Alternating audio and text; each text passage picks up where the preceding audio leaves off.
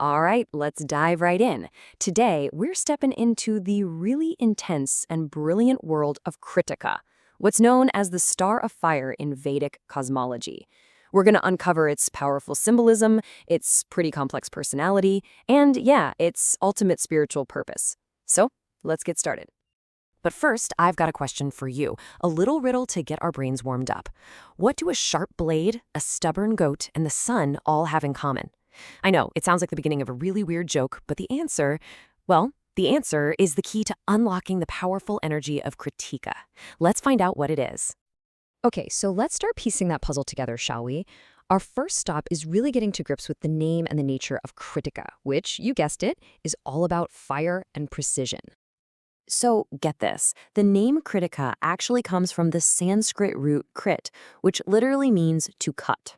I want you to think about any sharp instrument, a razor, a knife, a sword, even a pair of scissors. All of these tools, the ones that divide and trim and bring a certain kind of precision, they're all connected to the core energy of this star. It's all about making that clean, decisive cut. Now, let's look at the power that's fueling that cutting action. It's called Dahana Shakti, which translates to the power to burn and, this is the important part, to purify. See, this isn't just about destruction for the sake of it. The fire of Kritika is meant to burn away everything that's unnecessary, purifying it all down to its most essential, truest form. So, you might be wondering, how does this whole cutting and burning energy actually translate into a personality? Well, Krittika is known as a Mishra, or a mixed-natured star. And what that means is that it's both sharp and soft, which creates this absolutely fascinating kind of double-edged character. Okay, so on the one hand, that sharpness creates a brilliant critical thinker. I mean, it's no surprise that the English word critical probably shares the exact same root. These are minds that can just dissect any problem with incredible precision. But the shadow side of that same sharpness? A harsh, cutting tongue. Their words can be so direct, so witty, that they often have this undercurrent of sarcasm that can really sting. And here's another cool connection.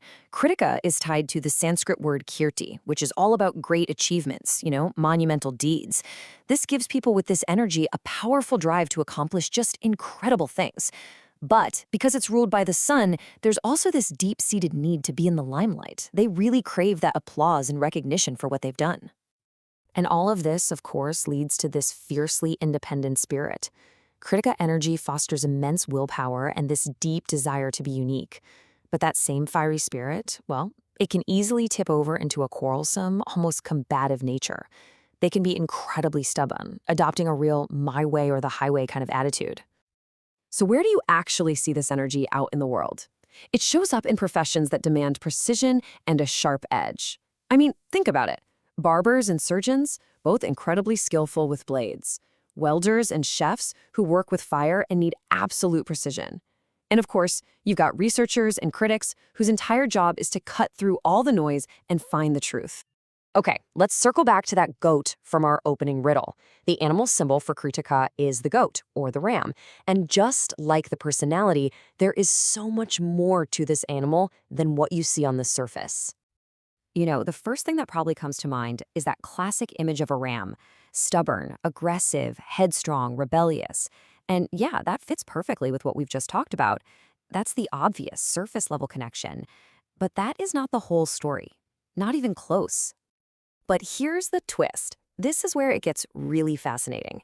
In really dry places where food is hard to find, goats are known to be unbelievably agile and adaptive. They can literally climb trees to survive. This isn't just stubbornness anymore. It's a surprising, almost cunning kind of adaptability. And that right there, that perfectly illustrates this deeper trait. Just like a goat can find a way to balance on a shaky branch or find that one weak spot in a fence to get through, a Kritika native has this uncanny ability to find loopholes in any system. They can spot the flaw in an argument, a legal contract, or even in a person's defenses, and they can navigate these really tricky situations with surprising skill. So we have this intense, sharp, fiery energy. But what's it all for? What's the point? Let's dig into the spiritual goal of Krittika, which is all about channeling this fire for a much higher purpose. Okay, so this is really the key to understanding everything. Kritika is ruled by two incredibly powerful sources of fire: Agni, the Vedic god of fire right here on Earth, and the sun, the fire up in the heavens. And together, their influence directs all of Kritika's cutting, burning, critical energy toward one single goal: the ultimate purification of the soul. And the cool thing is, there are actually two key practices to help with this. The first is called Surya Kriya, and it's all about activating your own inner fire, your solar plexus, to bring balance and stability to your mind. The second is Agni Kriya, and this involves drawing energy from an external fire, like a bonfire, to kind of revitalize yourselves and burn away any negativity. So, how do we handle all this fire without getting burned? How do we balance that inner blaze? Let's take a look at a few simple, symbolic tools that can really help nurture its more positive qualities. Well, for starters, the color connected to Kritika is white, which symbolizes that purity it's always seeking. The flowers are the beautiful, fragrant jasmine and the white lotus. Both are emblems of spiritual growth.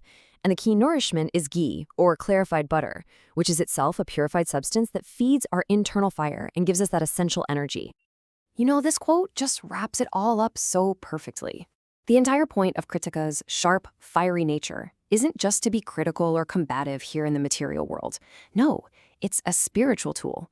It's designed to help us sever ties with what's not essential, purifying the soul so it can keep on evolving. And that really leaves us with one final big question to think about for ourselves. We all have a sharp side to us, right? Our critical thinking, our decisiveness, our ability to see flaws. The question Kritika is asking us is, how can you consciously use that sharpness, not just to cut others down, but to purify yourself and the world around you? Something to think about.